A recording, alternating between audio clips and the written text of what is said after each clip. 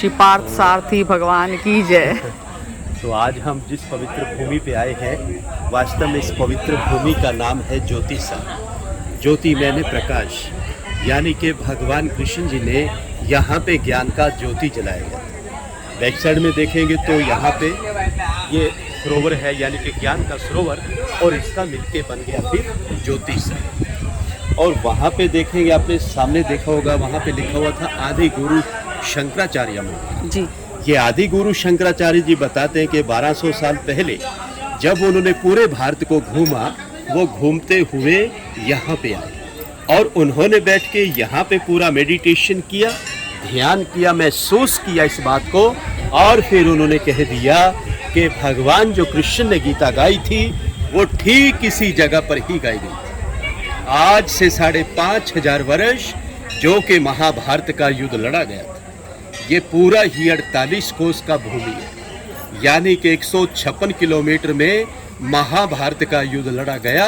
बताते जो कि 18 दिन तक चला। 18 अध्याय गीता के हैं और 700 श्लोक है उसके अंदर। आज जितना भी श्रद्धालु यहाँ पे दूर दराज से आता है, चाहे वो मुंबई से आता है, दिल्ली से आता है, चंडीगढ़ से आता है, वृंदावन से आता है, वो भारत के किसी भी कोने से आता है, और आने के बाद उसके मन में एक ही सवाल होता है कि मैं जब भी कुरुक्षेत्र की भूमि पे जाऊंगा और फिर उधर में जाके ये सवाल करूंगा। उनका सवाल होता है सीधा साधा सा कि हमें वो लाल मिट्टी तो बताइए कि किधर है, क्योंकि उस समय बहुत ही भयानक युद्ध हुआ था और युद्ध के कारण ही वो पूरा का पूरा धरती लाल हो गई। लेकिन आज वो लाल धरती हमें यहाँ पे अब दिखाई नहीं देता।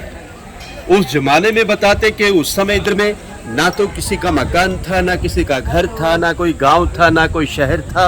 ये बिल्कुल एक बंजर जमीन था कि जिधर में महाभारत का युद्ध लड़ा गया था। आज हम जिस पवित्र भूमि पे और जिस पावन धरती पे यहाँ पे दर्शनों के लिए आ जाए हैं, ये है मध्यम, यानी कि सेंटर पॉइंट, के जहाँ पे भगवान कृष्ण जी ने अर्जुन को गीता सुनाया।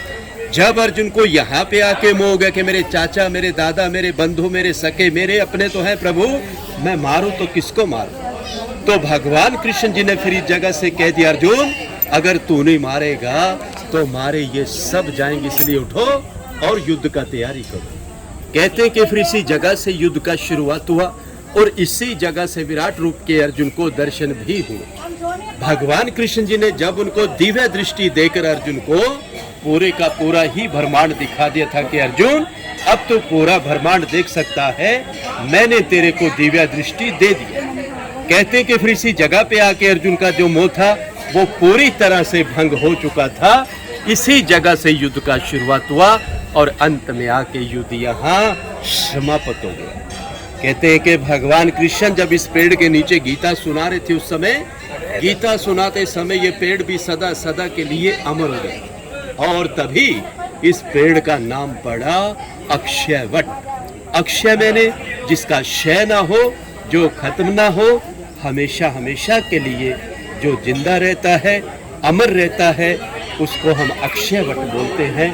तो बहुत सारे श्रद्धालु आते हैं, इस पेड़ को नमस्कार करते हैं, और जो उनकी मनोकामनाएं होती है वो यहाँ से पूर्ण की जाती है। चारों तरफ से पेड़ का परिक्रमा किया जाता है और उसमें एक मंत्र बोला जाता है, ओम नमो भगवते वासुदेव। तो सर ये यहाँ का जानकारी है, तो मैं इसी जगह पे रहता हूँ। फिर जो भी श्रद्धालु आते हैं,